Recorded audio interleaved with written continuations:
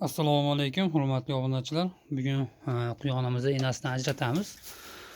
O'tgan safar 15 kun oldin yarmini ajratib qo'ydik. O'zi hammasi bitta ena quyonni bolalari. Ko'rishingiz mumkin. Bular mana 60 kunlik bo'ldi osmoni.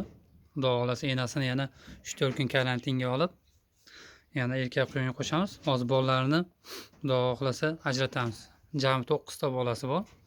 Bir qator tarozilari bilan ko'rsatib o'tamiz.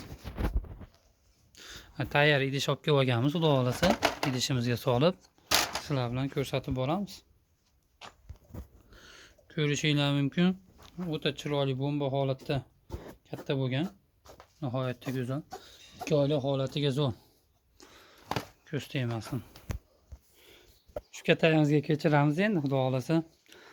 Shu kungacha jinsini ko'rmadik, erkak ayolligini. Hozir bir yo'li vazni bilan jinsini ko'rib, erkak ayolligini, urg'ochi yoki sames yoki samkaligini ko'rib boramiz. Ko'ryapsizlar mana 4 ta sig'yapti xolos. Bor yo'g'i. Katta bo'lib qolgancha, ko'z tegmasin. Qani 2 oylik holatiga 1 kilo 600. Video cho'zilib ketmasligi uchun o'zim bir qator ko'rib sizlarga o'sha umumiysini aytaman. Hozir yordamchi yo'qligi uchun ham videoga olib, ham buni jinsini ko'rishlik biroz qiyin bo'ladi. 1 kilo 800 o'ta bomba 2 oylik holatiga. Ko'z tegmasin. Bu partiya quyonimizni olib qoldik. Ko'pini sotdik. Shu kungacha mana qarib 50 dan oshiq quyon sotdik. 1 kilo 645.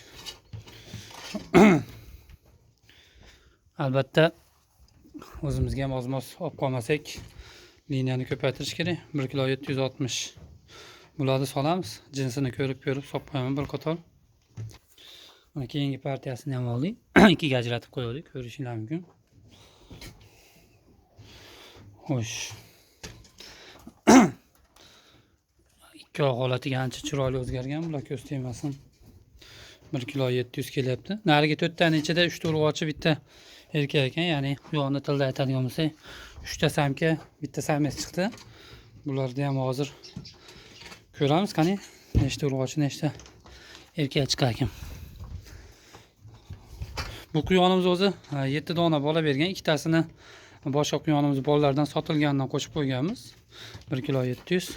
O'sha ikkita qo'shgan quyonimiz biroz farq qilganligi uchun ko'rishingiz mumkin, ular biroz farq qiladi. Yoshida ham farq bor edi, enasida ham. Bular mana o'sishda biroz farq qilgan. Xo'sh, oldik mana 5 tasini. Endi bu quyonlarimiz ham bir qator urg'ochi erkakligini ko'ramiz. Xo'sh, mana ko'rishingiz mumkin, 7 ta quyonimizni ajratib oldik. Ikkitasini yana qaytarib enasini yoniga qo'yib qo'ydim. Enasini shu holatda ham dam oltiraveramiz. 2 ta quyon ishtimamiz. 1 kun 2 kun oralig'ida enasi yana agar kuy keladigan bo'lsa kutamiz. 2 kun 3 kun oralig'ida kuy keladigan bo'lsa erkak quyonga qo'shamiz va narigi 2 ta quyonimizni yana bir 10 kundan keyin enasini ajratamiz. Biroz kichkinalik qildi ular. Bular mana rostmana 60 kunlikda 1 kilo 600, 1 kilo 700 holatda vazn qilyapti.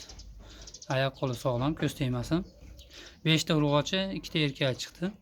Albatta bu ham fermaga qo'shimcha daromad.